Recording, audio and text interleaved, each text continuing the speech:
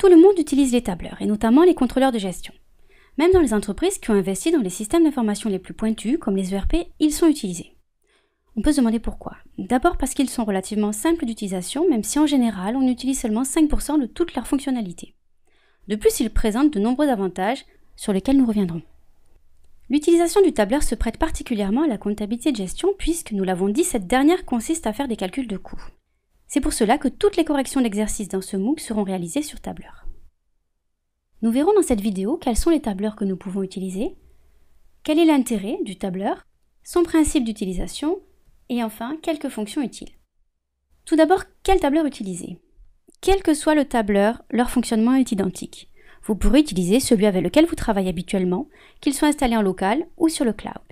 Nous pouvons citer en local Microsoft Office avec le logiciel Excel, quelle que soit sa version, ou OpenOffice avec le logiciel OpenOffice Calc.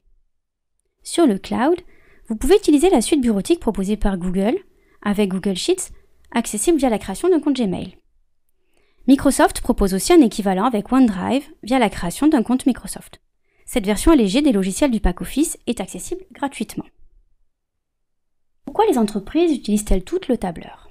Le tableur comporte de nombreux inconvénients.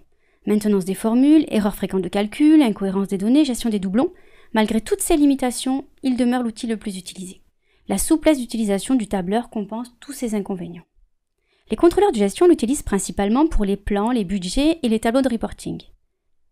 De notre côté, nous utiliserons le tableur dans un objectif pédagogique, pour montrer comment mettre en place un modèle de calcul de coûts qui pourra ensuite être implémenté dans un système d'information plus complexe, tel qu'un ERP par exemple. L'utilisation du tableur pour effectuer des calculs de coûts suppose la mise en place de modèles de calcul. On n'utilisera pas dans notre tableur des données uniquement numériques, telles que 2 plus 3 égale 5. On se servira de ce que l'on appelle des références relatives.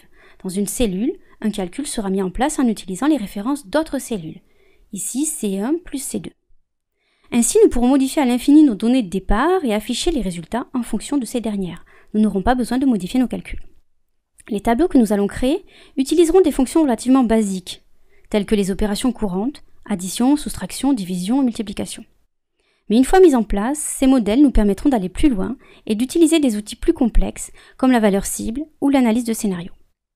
L'objectif est ici de pouvoir comparer différentes hypothèses de travail afin de pouvoir prendre des décisions. Par exemple, avec une marge de 5% au lieu de 6%, quel sera mon résultat? Pour comprendre les modèles de calcul que nous allons utiliser tout au long du MOOC, il faut tout d'abord connaître plusieurs fonctionnalités du tableur.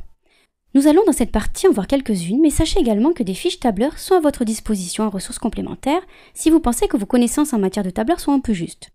Il s'agit de fiches sur le logiciel Excel, mais les autres logiciels que nous avons cités plus haut fonctionnent sensiblement de la même façon. Voici quelques petites astuces qui pourront vous aider. Tout d'abord, pour afficher les formules plutôt que les résultats d'un calcul, nous avons deux solutions. Si on souhaite afficher les formules au niveau d'une seule feuille de calcul, allez dans l'onglet Formules et choisir Afficher les formules. Pour que tout le classeur affiche les formules, allez dans le menu Fichier, choisir Options, puis Options avancées et cocher Formules dans les cellules au lieu de leur résultat calculé. Ensuite, pour repérer facilement les cellules utilisées dans un calcul, il existe deux solutions. La première consiste à double-cliquer sur la cellule qui contient le calcul. Les éléments utilisés dans le calcul apparaissent alors en couleur. La seconde solution consiste à utiliser les fonctions Repérer les antécédents et Repérer les dépendants qui se trouvent également dans l'onglet Formules. Les antécédents correspondent aux cellules utilisées dans un calcul. Pour les afficher, on sélectionne la cellule qui contient le calcul et on clique sur Repérer les antécédents. Les dépendants permettent d'identifier toutes les cellules qui utilisent dans leur calcul la cellule sélectionnée. Quand on utilise ces fonctions, des flèches apparaissent. Pour qu'elles disparaissent, cliquez sur Supprimer les flèches. Voilà pour ces quelques fonctions qui pourront vous être utiles. Vous pourrez retenir ces différents éléments, mais n'hésitez pas à vous rendre sur le forum si vous avez des questions.